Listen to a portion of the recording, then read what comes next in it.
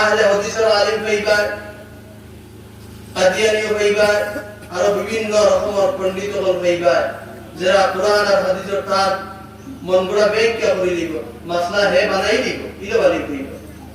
আর আমি তার আমল, তার বাকি আমল করব, আর নিজের আকীদা নষ্ট হইয়া নিজে জাহান্নামে পড়ব। এত সুন্দর সুন্দর মাত মাতিব, এত সুন্দর সুন্দর মাত মাতিব, দেখবা হেও হকর মধ্যে মাতে, অথচ তার আমল ঠিক নাই, তার আকীদা ঠিক নাই। তার কারণে আমরা আল্লাহ রাসূল সাল্লাল্লাহু আলাইহি ওয়াসাল্লাম হাদিস মোতাবেক আমরা আমল করতে হইলে মুসলিম শরীফের হাসিয়ার মধ্যে, মুসলিম শরীফের মুকাদ্দিমার মধ্যে খার গস্তাকি দিন লইতা না লম্বা আলোচনা করছে। जैसा बेटा करते दुनिया में दिन लेते आता है ना, चाहे लंबा दाढ़ी हो, चाहे जुब्बा टोकरियों में जुब्बा हो, चाहे लंबा पगड़ी में पिंदो, किंतु तार करते के कौन बेटा करते दिन लेते आता है। आगे तुम्हें तार करते के दीन इल्म दिने इल्म हिकीबार हुई है, तार करते के इल्म दीन नीते हुई है, वो तुम्हें व्यक्ति है, एक व्यक्ति हक़ौर विद्या से नहीं, ना हक़ौर विद्या से, इधर देखा तो जरूरी। इमाम मुस्लिम रहमतुल्लाहि ताला अलैहि हाशियार মধ্যে লেখছেন খার থেকে লিখতে পারতেন না, হাদিস লিখতে পারতেন না, এই সম্পর্কে আলোচনা করছেন। যাই হোক, মুরিদ্দিন আযম আল্লাহ বন্দাক, আমি আল্লাহ পাক পরবর্তীকার আলম মহান কালামে পাক কুরআন মাজিদ থেকে এক আয়াত কারিমা তিলাওয়াত করছি। আল্লাহ পাক পরবর্তীকার আলেমে ফরমাইলেন, وَقَضَى رَبُّكَ أَلَّا تَعْبُدُوا إِلَّا إِيَّاهُ, আমি রবের চূড়ান্ত সিদ্ধান্ত, প্রথমে তোমরা আমি আল্লাহর ইবাদত করবে, আমি রবের ইবাদত করবে, إِلَّا إِيَّاهُ وَبِالْوَالِدَيْنِ إِحْسَانًا, আমি রবের ইবাদতের পরে তোমরা মা বাবার লগে ভালো ব্যবহার করবে। এটা আমি আমার রবের চূড়ান্ত সিদ্ধান্ত। এখন আমরা মা এবং বাবার লগে ভালো ব্যবহার কিলা করতে,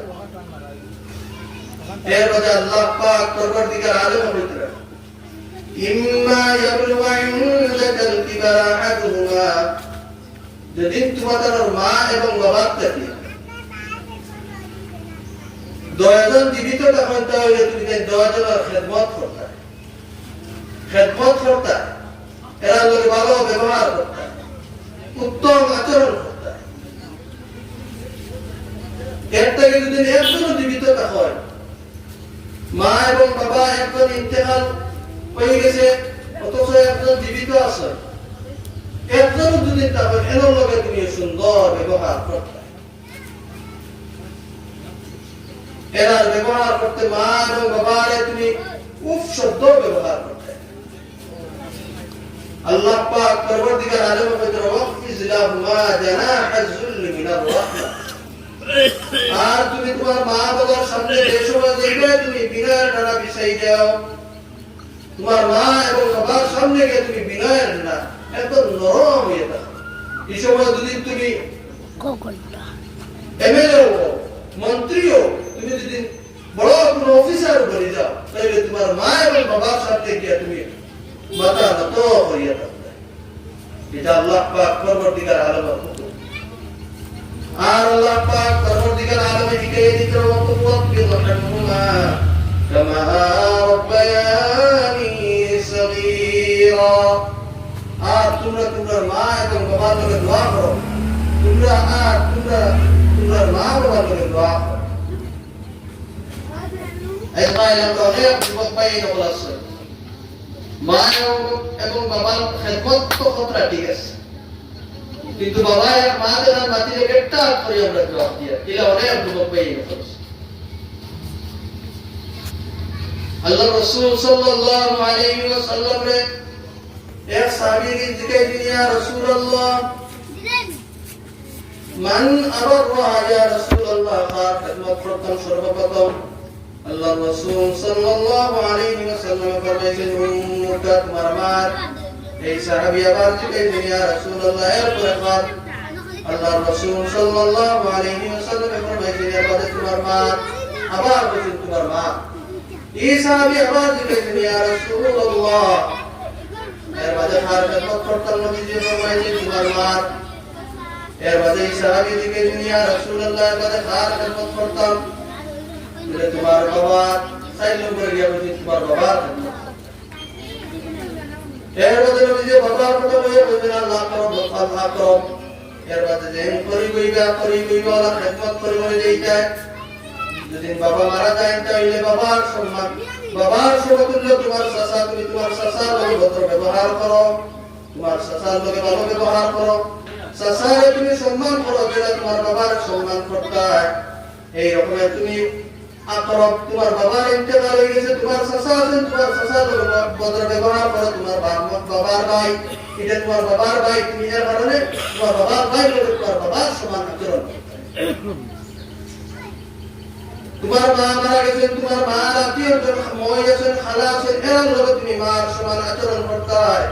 আল্লাহ রাসূল সাল্লাল্লাহু আলাইহি ওয়াসাল্লাম ফরমাইতেন আল খালাতু মানজিলাতুল উম, মই লাগি তোমার মার মঞ্জিলের মধ্যে তোমার মার সমান। এর কারণে তুমি তোমার মার ইন্তেকাল হয়ে গেলে তোমার মই তুমি খেদমত করো মার সমান। কিন্তু মা মারা গেলে মা নামের লগে সম্পর্ক আমরা অনেক ছুটি যায়। বাবা যদি মারা যায়, বাবার ভাই লগে আমরা অনেক বাজে আচরণ শুরু হয়ে যায়। এইরকম যেন না হয়, এইরকম না হয়।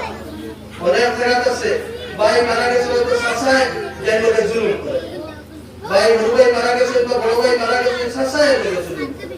এইরকম আছে।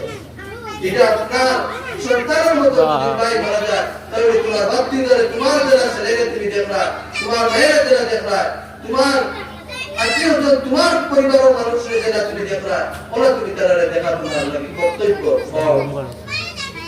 জুম দিয়া গেছে ভাই মারা গেছে, আরেক 14 মিনিটের ভিডিও।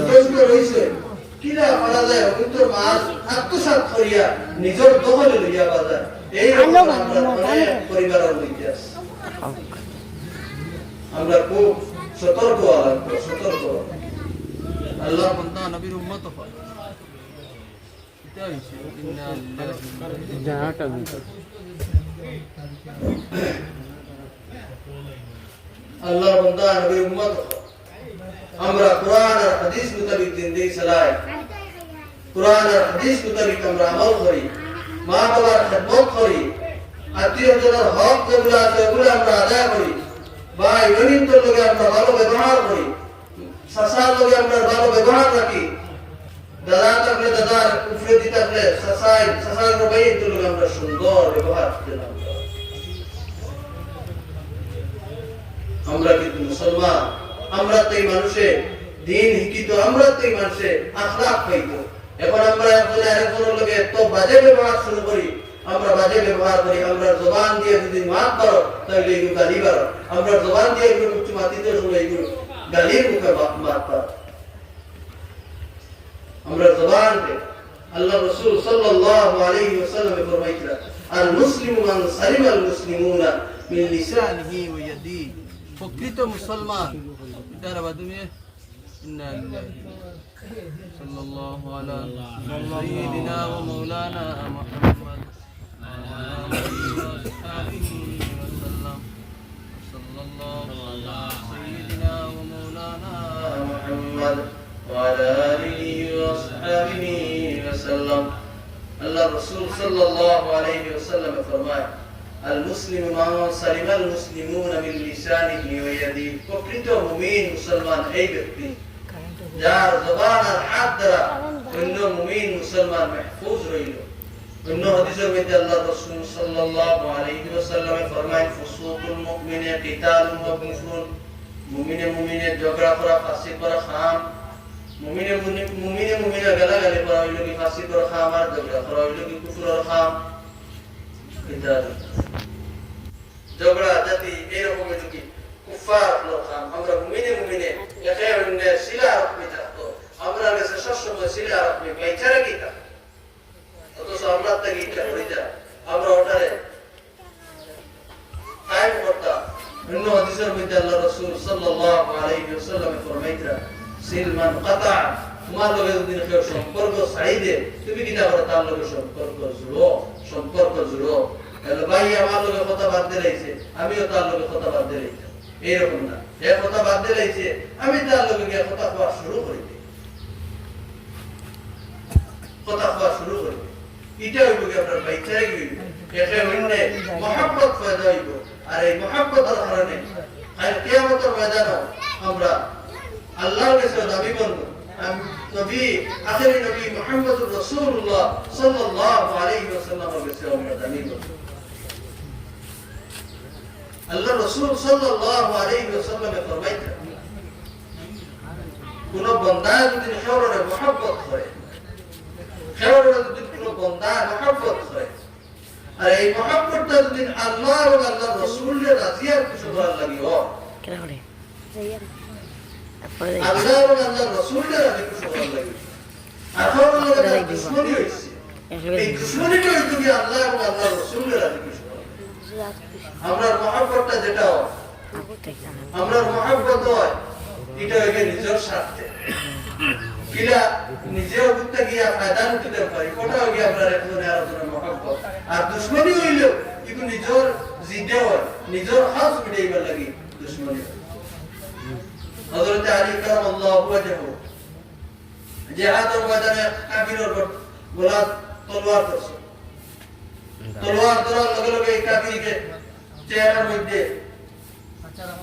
তুতু মারাই দিছে হযরত আলী কারামাল্লাহু ওয়াজহু জলদি করে ছাড়ি দিলেন আজিব ব্যাপার আমি তার চেহারার মধ্যে সেফ করাইছি তুতু মারছি আমার তো আরো জলদি কাতল করার দরকার এদিকে ইয়া আলী তোমারে আমি সেফ দিলাম এই সেফ দেওয়ার মধ্যে তুমি আমার ছাড়ি দিলে হযরত আলী বললেন এই বোন যত সময় তোর গলার মধ্যে আমি তলোয়ার ধরত আসলাম এত সময় আসলো আমি আল্লাহ এবং আল্লাহর রাসূলের রেজা খুশি দিলাম আল্লাহ এবং আল্লাহর রাজি আর খুশির লাগি তোর লগে আমি এই লড়াই করছি আর যেই সময় তুই আমার চেহারার মধ্যে সেভ করাই দিস এই সময় আমার গুসা নিজের নফসের হাতে হয়ে গেছে নিজের নফসের আরো বেশি ক্রোধ আইছে তোর প্রতি যদি এই সময় করে মারি দে তাহলে এটা আমার আল্লাহ এবং আল্লাহর রাসূলের রাজি এটা হইব গিয়া আমার নফসরে আমার আত্মারে শান্তি দেবার লাগি ওই দিন করে কাতল করা এর কারণে আমি ছাড়ি দিছি এই কাফির এই ব্যক্তি আল্লাহ দ্বীন ইসলাম কি এত মেহেরবান দ্বীন ইসলাম এর লগে লগে কইলা আমার কলিমা পড়াও আর ও কলিমা পড়িয়া লা ইলাহা ইল্লাল্লাহ মুহাম্মাদুর রাসূলুল্লাহ পড়িয়া ইসলাম কবুল করে নিলে মুসলমান হইল সুবহানাল্লাহ এই হইল ইসলাম মেহেরবান একজন লাগে যদি আমার দুশমনি থাকে এটা হইতো কি আল্লাহ এবং আল্লাহর রাসূলের রাজি আর খুশি করার লাগি একজনের লগে যদি আমার মহব্বত পয়দা এটা হইতো কি আল্লাহ এবং আল্লাহর রাসূলের রাজি আর খুশি করার লাগি